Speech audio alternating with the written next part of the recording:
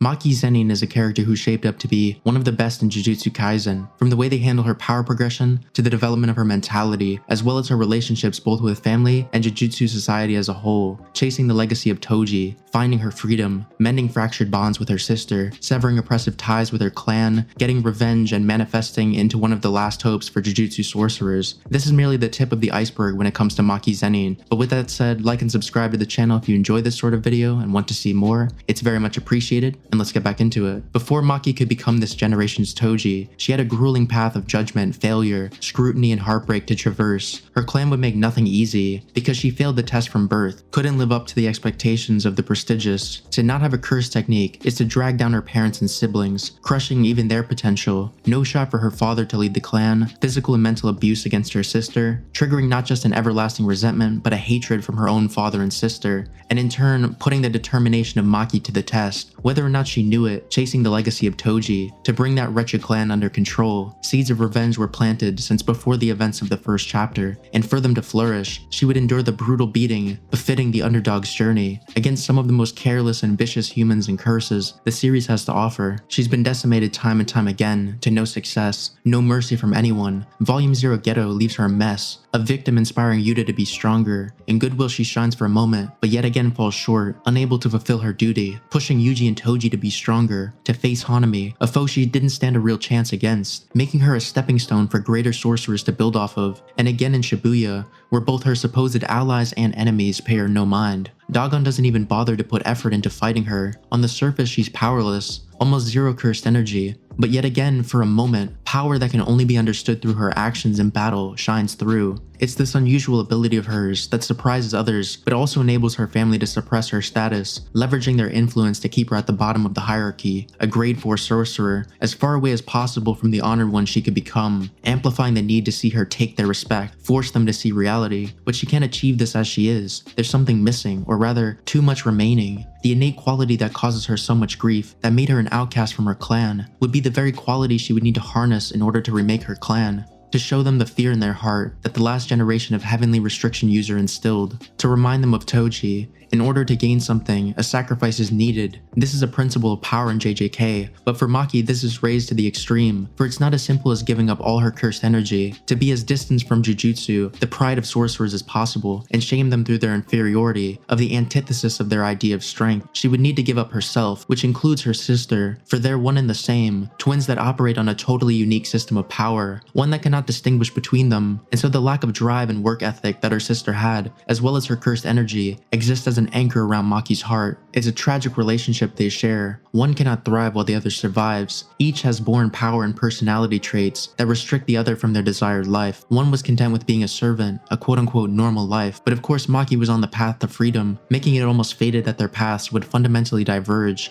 and that one would have to fall. And of course it was Mai who had to leave in order for Maki to bring out her potential. The compensation for this extreme loss is a body of steel, capable of breaking fate and commanding terror. She would carry a piece of her sister forever, helping each other take vengeance, a sword that could shred the soul just like Toji possessed before her. Maki's first awakening is sudden and brutal, too much for her clan to register as a real possibility, or for her father to do anything but panic at the sight of this beast of destruction, causing a surge of instinctual remembrance, taking him all the way back to a time where his sense of superiority to heavenly restriction was an irrational concept, provoking a post-traumatic stress response. He's powerless before the one who gave it all away for theirs, the reincarnated carnage of Toji Zenin, in the body of Maki, who just like Toji would seek to discredit them, to make them pay for the abuse, a spiritual parallel, an act that would make him proud, a near instantaneous leap between helpless at the mercy of the Zenin to the direct inverse, a project years in the making and steps away from fulfilling her long-term goal, one taste of revenge for her and her sister as her own father falls. But an incomplete endeavor, more would fall before the day was over. Maki's pain has left her with a particularly neutral but serious demeanor, not savoring in victory, but marching forward to fulfill the next phase of Mai Zenin's last wishes, burning them down to ashes without a thought, pure calamitous destruction, seemingly validated by her first of few words to her cousin Naoya, that her heart no longer remains, it was taken from her. Her victory against her father was just the trembling of a volcano about to burst, and she proceeds to viciously dismember every obstacle that approaches crushes her through efficient slicing, indiscriminate decapitation, a blistering pace incomprehensible to the lowly warriors that were sent in disregard for the monster that was born, high impact strikes, no regard for the dignity of her opponents, a bloody mess, while the gaze of her demonic eye gives away her unshakable drive. With a bit more regard for her skill, Maki is given the opportunity to prove herself on some of the more reputable sorcerers in the clan. This too would be little more than a speed bump, washing over the strongest squad in her clan with her bare hands, giving them direct acquaintance with this new Maki, making even these delusional sorcerers reject deep-seated preconceptions. Their lack of an open mind to the potential of Maki brings a state of deep confusion, as it was surrounding Toji's power, a sudden mortal realization that they're once again enduring on the whim of the one who rejects their blessings of sorcery. As it said, she's become the same as him, and they must end her now. But no matter what they think, it's up to Maki, who had reached out beyond the horizons of their understanding, to decide if she would take that further step, to a place no one understood but Toji and Gojo, a fully realized demon god. But for all the hard work, hardship, suffering, and sacrifice of Maki up to this point, even more is required to wield such power. There's one last opponent for her, a symbol of the Zenin who carries with him every unredeeming quality, shred of arrogance, God-given advantage, respect and honor of the clan, as well as resentment for Maki. He has the power to stand against her, and the will to deny her any comparison to Toji, to deny her that completed self, the Zenin's chosen versus the Zenin's outcast. One more step to proving herself, someone to bear the weight of her vengeance, to show us just how far it can take her. Naoya, despite being worlds apart from Maki, is attempting to reach over that same horizon, to the realm of the strongest. With speed and power, he'll discredit her, insisting the only one who stands with the strongest is him, and having something to back this up, as he does get the better of Maki for some time. It's a war between two opposing paths to excellence, but only one will be credited, one will be crowned, and the other tossed aside. Maki manages to land but one attack on her cousin, and it's decisive. For all that running and raving, he couldn't hold up to her body of steel for even a moment, as she came crashing down on him, with her credibility intact and his in tatters, snuffing out that last voice of dissent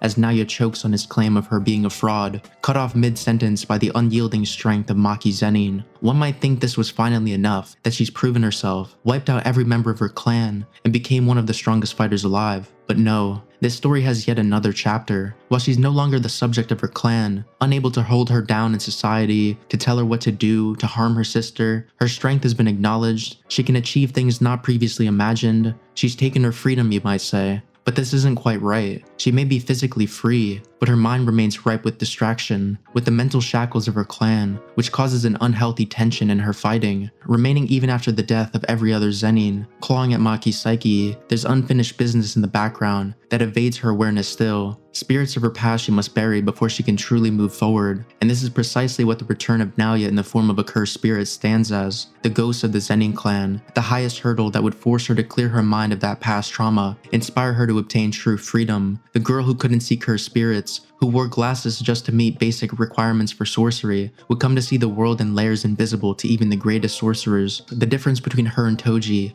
locked behind a door so far past the horizons of sorcerers that the two remained indistinguishable to the eyes of anyone normal. Something Maki would grasp as little more than an intuition. Her mind was entangled in the shroud of the Zenin, of everyone who told her she couldn't do it, distracted by others, conditioned to rely on only herself, a deep self-dependence taken to the extreme. Seen as early as Volume 0, "I must do this alone," she told Yuta. This is why she never had a teacher. It's a rooted personality trait that brought her sister confusion and feelings of abandonment. "Promise you won't leave me behind," her sister had pleaded. A character trait that's uprooted in a stream of free-flowing battle with Mio, untangling her spirit in a condensed sequence of battles, to move past the invisible boundaries, even of the battlefield she inhabits, freed from notions of winning and losing, awakened to nonsensical aspects of reality, seeing sound and smelling light, a truly unreasonable level of awareness. Feeling so pleasant, this heartless girl finally lets out a smile, opening her up to degrees of freedom that stimulate the imagination, taking the central theme of her character to its pinnacle. These very abstract notions are accentuated perfectly by Maki's power progression, giving a sense of deep synergy between Maki developing as a character and Maki developing as a fighter, finding surfaces on thin air, seizing them to perform inhuman movements, and giving her a freedom on the battlefield that is nearly unrivaled.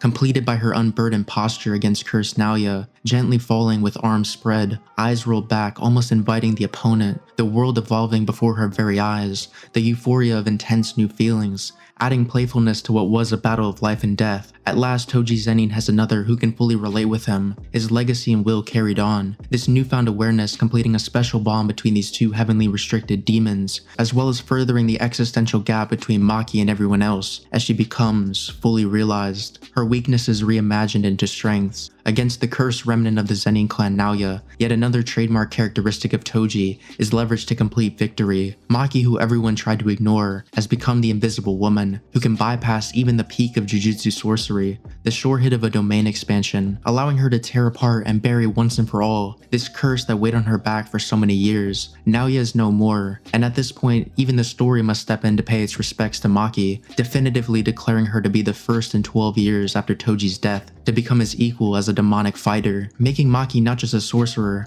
but a demon god, and one of the last hopes for Jujutsu society, as one of the heavy hitters partnered with Yuta Okkotsu, a dynamic I expect to see make progress moving forward. And that was some of my views on Maki Zenin. She is indeed the demon god, one of my favorite characters in the series. I hope you enjoyed this, like and subscribe for more, and this is your boy Woski, signing out. Peace.